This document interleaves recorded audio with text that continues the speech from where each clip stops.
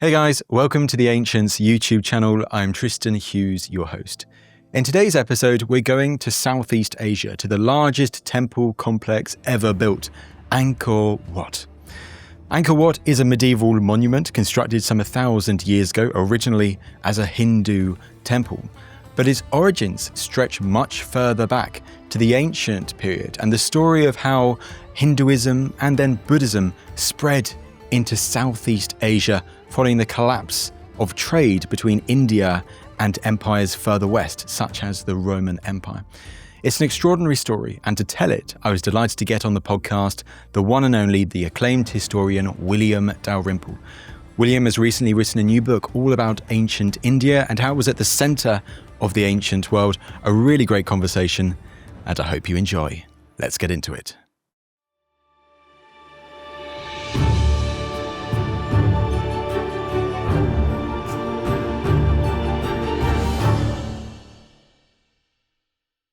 William, Mr. Dalrymple, it is great to have you back on the podcast. It's a great pleasure. This is my favorite history podcast. And when I'm in this country, I go driving up and down the motorways, listening on a loop to the ancient. So it's a great pleasure to appear on it.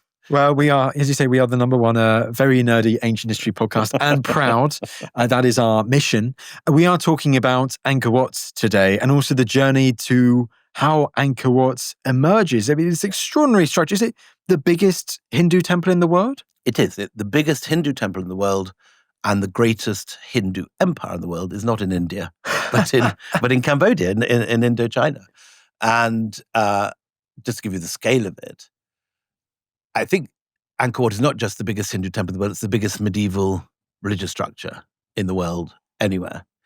The area within the moat of Angkor Wat is 4 times the size of the Vatican City. And these figures obviously are estimates, but archaeologists studying the hydrography and the kind of system of water management and how the fields were, they've come up with a figure of 1.2 million people in Greater Angkor in the 12th century, at a time when London is 20,000 people. Yes, It's funny, isn't it, when you look at those other places in the world, sometimes we get obsessed with Rome having 1 million people, but then you look at a place like in Mesoamerica, like Teotihuacan, or as you say, or Angkor Wat in this case. This also feels like a great topic through which to explore that very important topic, that is the spread of Hinduism and Buddhism deep into Southeast Asia. An extraordinary topic, and one that leads us on very much from your favorite period, Tristan. So it's the fall of Rome that leads Indian sailors eastwards. So what happens is that around the same time that Rome rolls up in the 5th century, the great Red Sea ports, in which generations, 400 years of Indian sailors have been traveling backwards and forwards from Kerala, from Gujarat, from the mouth of the Indus and Sindh, all the way to the Red Sea. The ports on the Red Sea coast, Berenike and Myos Hormuz, are abandoned.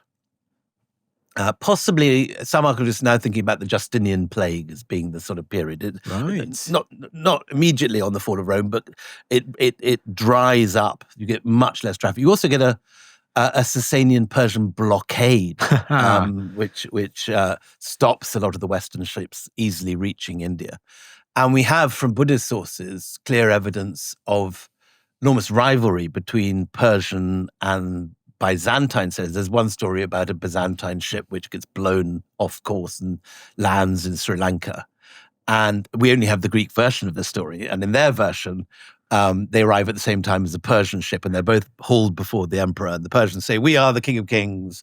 And the Greeks said, but we're much greater. And the Sri Lankan ruler asked to look at their coins. And according to the Greek sources, they had better, more perfect gold and better minting than the Persians. So he decides to, in this telling of the story, to go with the Greeks. So we certainly get an impression that there's rivalry, that the Persians are doing their best to block any shipping from the Red Sea getting into Indian waters. And certainly by the time of Justinian, possibly before that, these ports which have been running down are abandoned. Now, this produces a considerable economic crisis in India. For 400 years, the ancient Indians had been a bit like the Saudis today. They barely had to get out of bed, just like the Saudis can sort of drill an oil well and then just sort of go back to sleep for the rest of the year. So in antiquity, Indians were having gold pouring in with these great fleets of 250 vessels arriving in Muziris or in Gujarat. All they needed to do was find a few elephant tusks and some pepper and some cotton to sell. And judging by the prices given in this wonderful document, the Muziris Papyrus, that allows economic historians now to give quite precise figures for the costs of all these Indian goods, they were basically hugely overpriced. And they were things that Romans showed off about owning. So we have this nice story that one of Nero's mistresses, I think Lolina Paulina, used to turn up at Roman parties with Indian diamonds in her hair, with Indian garnets on her tummy button, with Indian pearls on her shoes. And she used to bring the receipts to parties to show people how much they'd cost. Wow. Which is a lovely story. Yes, that is quite the flex, yes. And we get from Pliny this idea that all the gold of Rome, all the savings are being wasted by these liberals in Rome. He's very much the kind of the North Italian admiral who regards the kind of liberals in the capital as the source of all evil. And he says India is the drain of all the precious metals in the world. And he attacks these highfalutin society women who appear, he says, in this what he regards as porno clothing, which is silk. Silk, you can see through it, is Pliny's complaint. And then he said the only thing worse than this porno silk is this woke spice pepper, which the young are putting on their sauce, on their Porno food. silk and woke pepper. There woke we go. pepper, the kind of nonsense the young today are getting up to, putting pepper on there. Why do they need this pungency? He says. I'm literally quoting. This is absolutely the tone. So, having existed in a welter of Roman gold for 400 years, Rome falls and Roman gold ceases to turn up in India around the end of the 5th century. And there's a major economic crisis because these guys have lost their main source of income. But luckily, by this time, in what's now Tamil Nadu and Karnataka, in other words, the far south and the center of India, you have these trading guilds. And some of them are really quite kick-ass. There's this group called the 500, who sounds suspiciously like the Iron Bank in Game of Thrones. And the 500, if you look at the older history books, they sound quite boring. They just sound like, traders. But if you look at some of the inscriptions and really go into it, they were clearly quite something. They have their corps of assassins, referred to in one inscription, whereby they go after anyone that's killed one of their members. They have, of course, archers and swordsmen and shieldmen to protect them in their trading. And they found their own fortified settlements like the East India Company in Southeast Asia. And so the 500 basically pivots eastwards. Gold is no longer coming in from Rome and the West. There's still a little bit coming from Persia. It's not like it's completely over. It's not a cataclysm. But the main source of income has gone.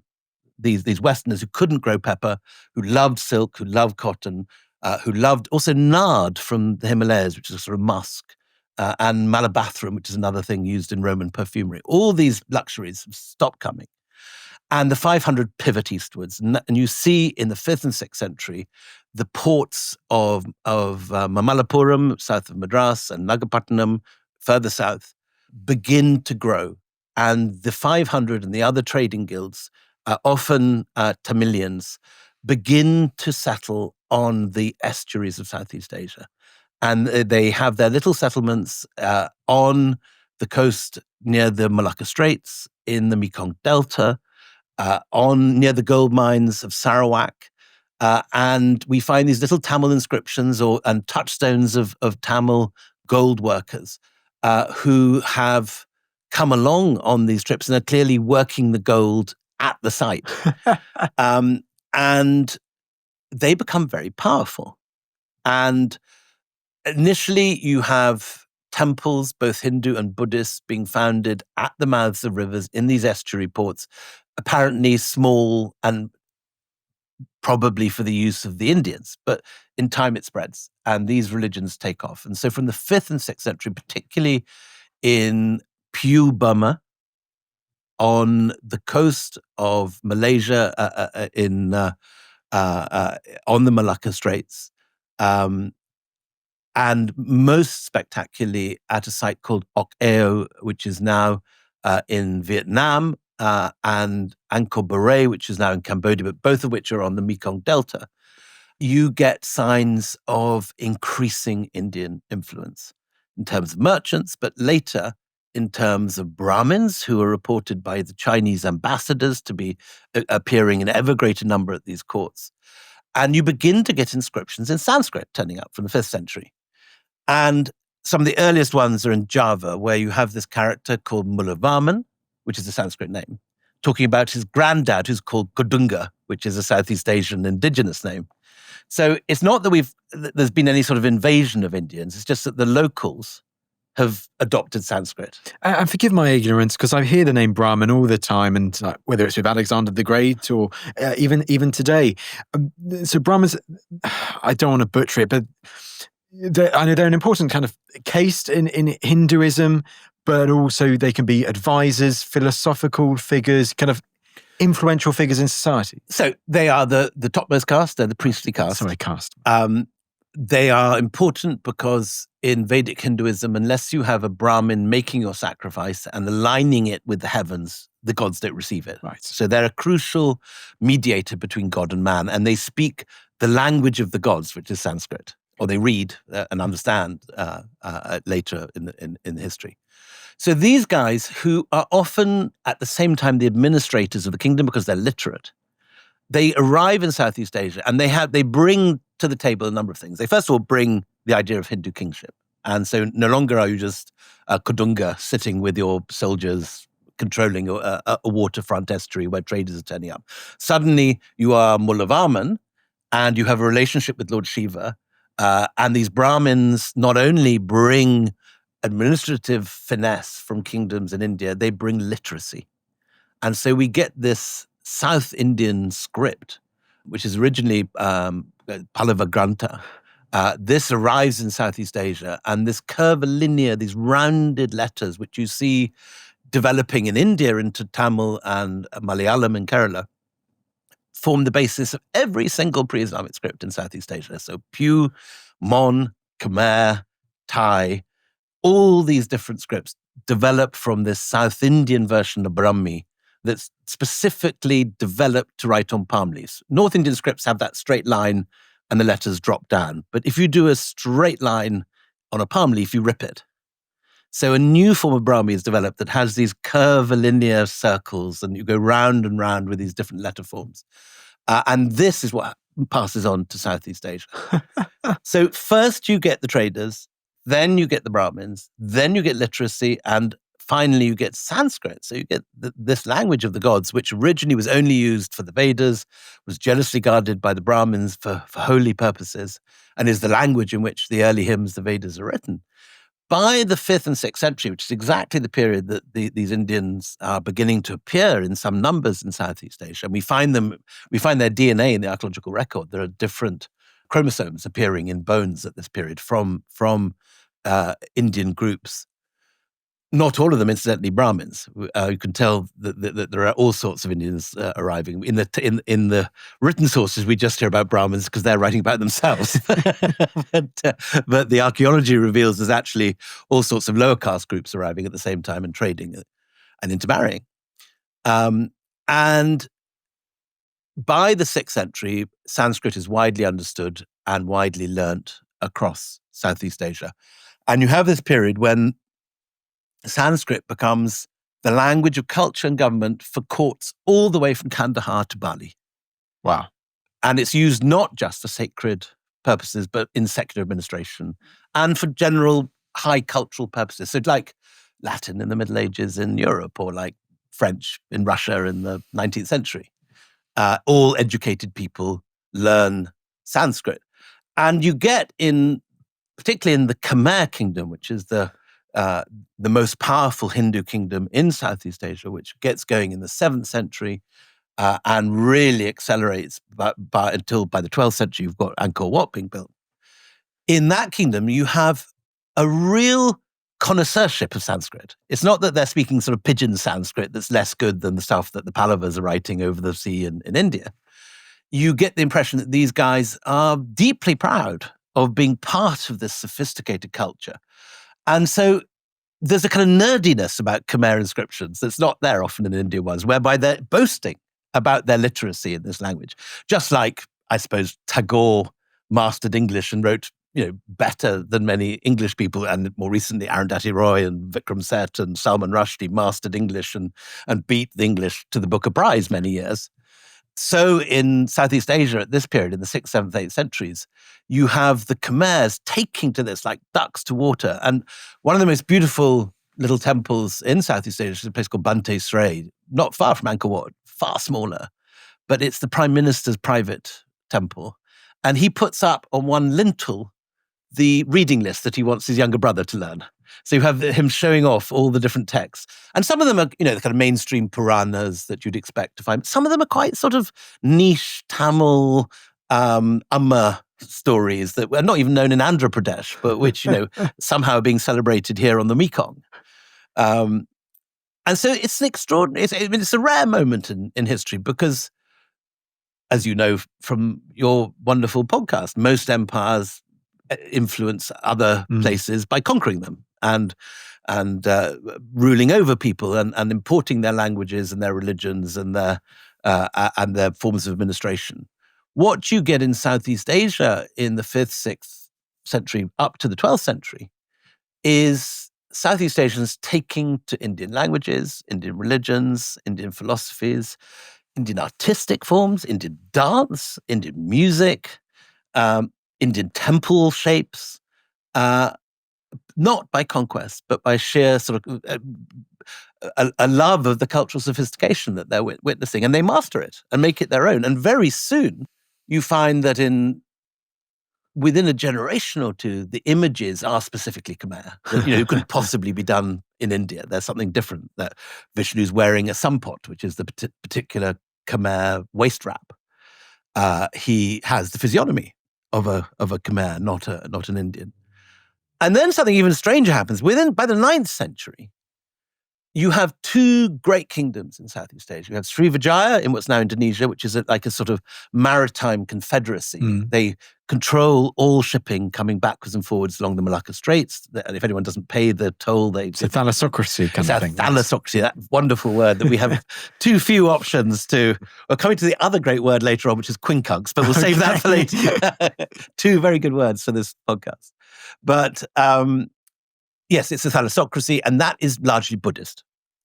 And so you have this Buddhist sea empire based from Sumatra, but including Java and Borneo. Indonesia, very much on the same lineaments as modern Indonesia. Then on the mainland, you have a rival kingdom, which is the Khmer. The Khmer, okay. Which starts in Cambodia, but burrows out over modern Thailand, over Laos, over half of Vietnam, and is the great land empire. And by that period, you're getting larger Buddhist monuments being built in Java than ever existed in India, and larger Hindu monuments being built in Cambodia.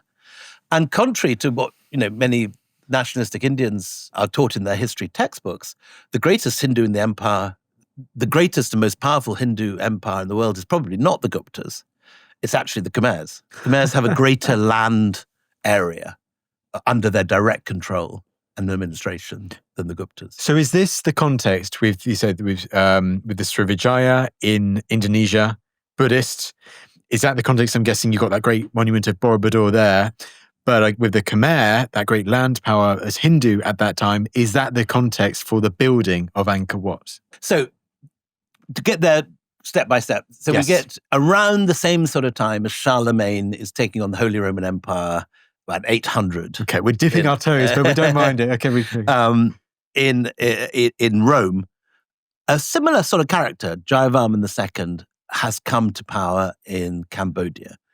And according to a much later source, we have one particularly detailed source, which irritatingly is 300 years after the events it describes. So there's lots of scholarly ink spilled over how reliable it is and the particular biases of the high priest that wrote it. But if we take it at face value, at least, he says that I was a hostage in Java I escaped, and I came to Cambodia and to the holy land of Cambodia.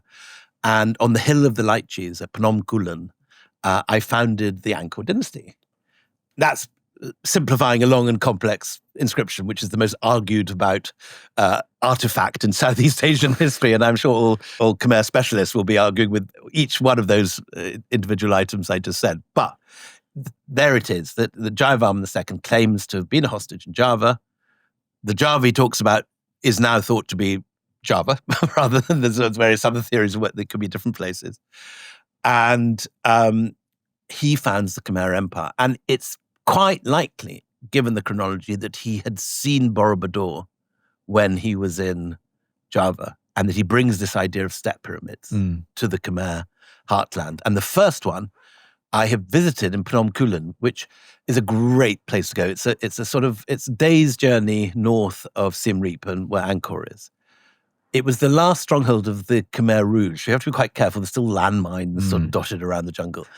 And this pyramid where he founded the Khmer dynasty does not have a road leading to it. So you have to go to the bazaar, find someone with a motorbike and bribe them to drive you through non-minefield areas to where they... But when you get there in the jungle is this step pyramid. And it's very exciting to arrive scootering over watercourses and through almond orchards and all the rest of it. And there on the top of it is the plinth into which the Dev Raja, which is the god king, which is now just thought to be a sort of form of a lingam, which is portable, but represented the king and the god in one image. And from that beginning, on Phnom Kulen, the hill of the lychees, the Angkor dynasty over the next 300 years spreads out. You have 3 or 4 different capitals, all in the area of Siem Reap. So if you're staying in Siem Reap, you can see all these sites in succession. And Siem Reap is the base if you want to go and explore this history, which is fabulous. It's one of the great sort of discoveries you'll make of our time. And what's lovely is that because of the Khmer Rouge and because of all that horrific history in the 1970s, this is all at the beginning of its scholarship. And people now working with LiDAR, studying the shapes that are coming up through LiDAR in the jungle, are coming up with whole new lost cities that we didn't know about there. It's like the Amazon. Yeah, it is. It's the same. It's the same sort of idea. Exactly like that. And this brilliant hydraulic civilization develops, which is initially based on foreign trade with Srivijaya and with the Cholas, who are now taken over southern India. Right. But it sort of becomes more and more self-supporting as agriculture develops more and more hydraulic sophistication. And by the end, they're now talking about maybe 3 harvests a year, incredible control of water to grow rice that can feed millions of people. And when you look from Phnom Kulen down from this cliff onto the plain leading towards Siem Reap, you can see for not hundreds of miles, but certainly tens of miles, these remains of dams and sluices and road systems. It's highly, not a inch of land is wasted. Every land is administered carefully. Agriculture is controlled so precisely that you can get these massive crops that can support enormous urban populations. So it's an extraordinary achievement and is the most advanced empire of the 12th century. There's nothing anywhere in the world that is as large or as sophisticated. And it, again, one of the kind of great scholarly debates is how Indian is it? Because it's Hindu. But it's not the Hinduism by this stage of India. For example, there are female Brahmins, which you never get in India. They eat pork. They drink beer. They don't have caste. And so there's all sorts of differences. And the architectural forms, which initially are closely based on Pallava and then early Chola forms, by the 12th century have developed their own architectural history that's diverged quite a long way from Indian models. So when in the 1920s Tagore turns up in Angkor Wat, he comes up with this brilliant sentence that sort of answers the arguments of 40 years of scholars arguing about this. He says, "Everywhere I could see India, yet I could not recognize her." And that does it. That's exactly what it is. Similar it's India, yet it's not India. So who is the Khmer? So who is the person who then orders the building of Angkor Wat, presumably initially as this great Hindu center? So that is Suryavarman II, who is the, if Charlemagne is Jayavarman II, I suppose who would be the Richard the Lionheart or Beaumont? Too medieval for me. I know. I'm struggling. I'm just trying to think back to my medieval history. Who would be the Barbarossa, one of those characters? Yeah, or Saladin. Maybe Saladin. Yeah. Maybe anyway. So Suryavarman II is this great conqueror.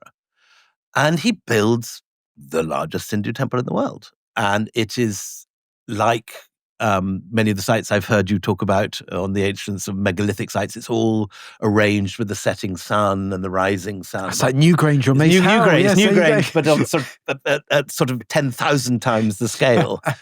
And if you go to Angkor Wat, you can get up if you could be asked at sort of 4 a.m. and see the sun rise over the central tower of the quincunx, which is the second great word that we're going to get now. Quincunx is the shape of Angkor Wat, which is like the 5 dots on a dice, with 4 satellite towers and then the central tower.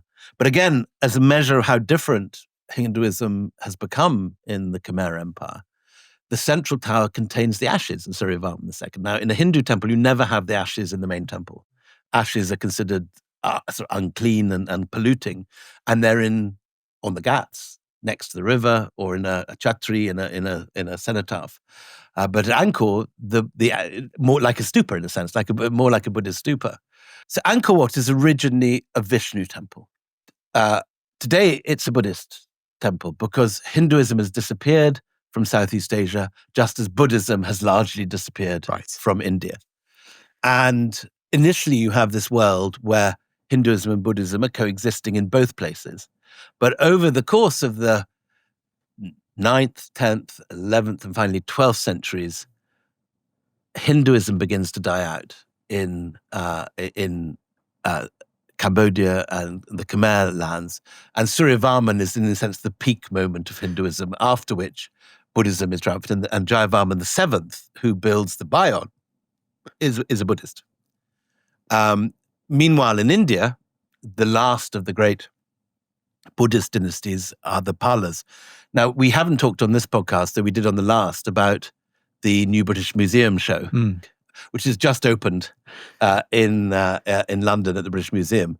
And not only do you have some fantastic Khmer images there, but you have a very good impression of the way that Hinduism and Buddhism traveled out over Central Asia and Southeast Asia and indigenized themselves in these far-flung regions.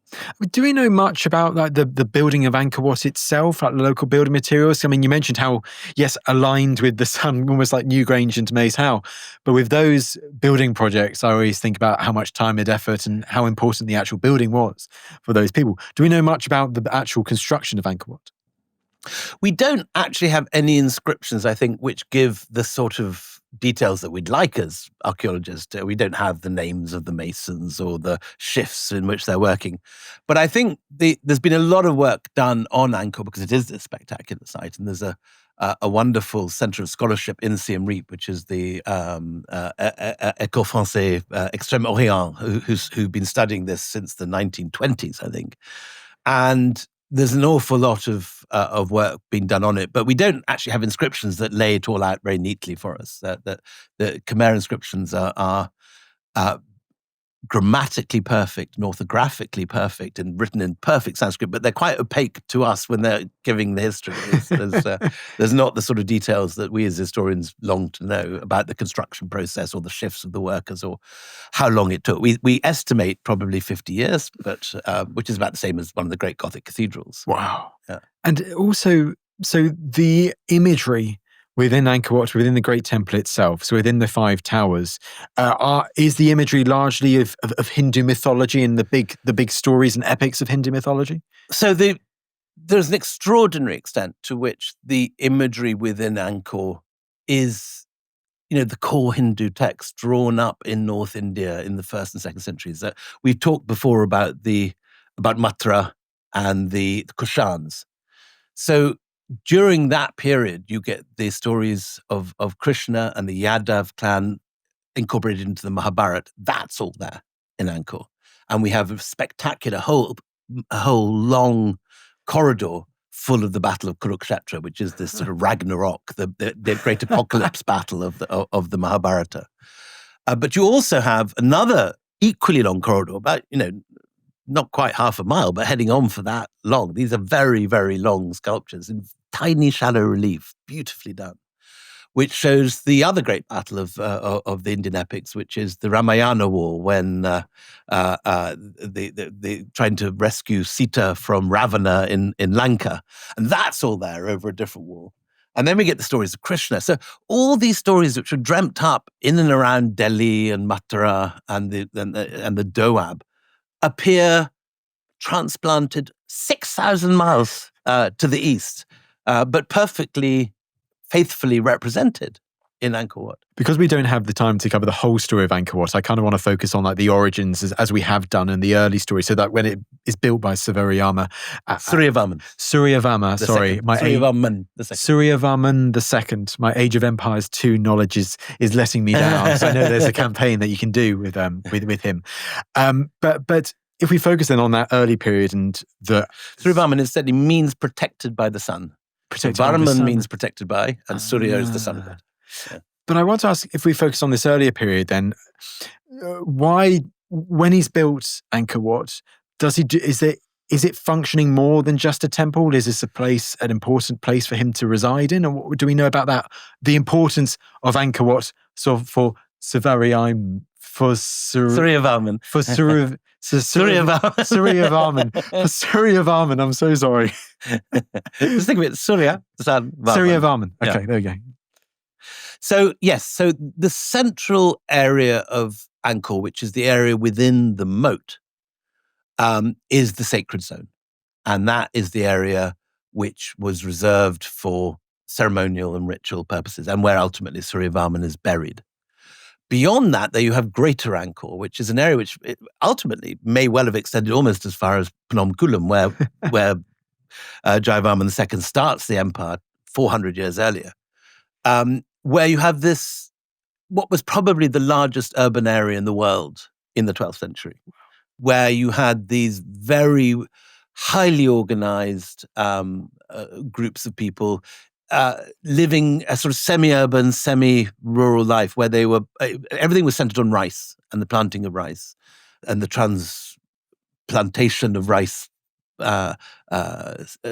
plants at the different times. You have to drain the field and pick it and move it and split it. And this is obviously raised to a high art in Khmer civilization. And it lasts, it's the great kingdom of its day, and the Chinese come and are dazzled by it. And we have all these Chinese ambassadors' accounts of visiting and surprised, actually, and slightly put out that this rival civilization has cropped up so close to their own borders. And it lasts for 2 or 3 generations. Then you get the Chams from the coast of Vietnam come in and raid it. Then there's a Buddhist counterattack under Jayavarman VII, and he drives the Chams out. And if you go to the Bayon, which is the Angkor Thom, the neighboring site, there are all these extraordinary, almost like strip cartoons of the campaign liberating Angkor from Vietnamese attack. And so there's pictures of naval battles with great galleys, there's people drowning in the sea, there's the feasts afterwards when whole pigs are being dropped into vats and beer is being served to 10,000 people. And it's amazing. You can spend weeks just looking at the detail of the battles and the feasting and the traders coming and the people sitting around watching all this. It's a spectacular sight. I've never had the chance to actually go, but I think you emphasise another key point there, the fact that, it is more than just the central temple itself. I mean, Angkor Wat is the centre of a whole massive, beautiful city. So Angkor Wat is one site in Siem Reap among I don't know, 7 or 8 Khmer capitals. There's all these different successive capitals, of which Phnom Kulen is the first, and the Bayon is the last. And successive Khmer kings will, just set off into the jungle and build yet another enormous step pyramid, which will then be abandoned when he dies, and in a very small area, visitable from modern Siem Reap, where all the hotels and the bars and restaurants are, where you can hang out between these visits, are 8 or 9 massive capitals, all of which represent one moment in the history of this dynasty. I mean, it's a long and complex site. But Angkor Wat is only one of them. Angkor Wat is just enormous as it is only one of a vast number of cities founded by successive kings of the dynasty. William, it is amazing to think that potentially that story that we've covered today over those centuries from the late ancient period into the medieval period, and ultimately the creation of Angkor Wat and the Khmer Empire and the names of rulers that I'm not going to repeat because I struggle too much. Your friend Suryavarman. That's it, Suryavarman. There we go. It's amazing to think that actually one of the origins points you can do for it, and as we've done today, is actually the end of Indian trade with the Roman Empire. I think it's one of the crucial moments of world history, because you have this forgotten moment when India and Rome are each other's greatest trading partners. Been totally wiped out by the idea of the Silk Road, which has been so dominant for 40 years. And I would argue it is wrongly so before the 12th century, because it's actually India and Rome, and it's over the seas, not over land. So that's the thing that starts it. And then Rome falls, and India is forced to find a new trading partner. And you have this monumental pivot. Oh, that's right. You have this monumental pivot to the east. So from Red Sea ports facing Kerala, Gujarat, and Sindh, you suddenly have the ports of Tamil Nadu looking down to the Malacca Straits, the Mekong Delta. And on the way, and this is one of the crucial things, you have the reimagining of the landscape of Southeast Asia. So as Hinduism and Sanskrit spreads, you find, just like British people found a city called Perth in Australia and a New York on the Hudson, so with the Sanskritization of Southeast Asia, a new Ayodhya, the capital of Lord Ram, which is today in Uttar Pradesh, a new Ayodhya is founded outside what is now Bangkok. A new Kurukshetra, which is the apocalyptic battle we were talking about, is founded in Laos. And down the middle of it, they have a new Ganga, and Ma Ganga is pronounced in Khmer Mekong. Mekong. So this is a disputed etymology, and some people would disagree with it, but it seems, I think, pretty clear that Mekong is just the Khmer version of Ma Ganga.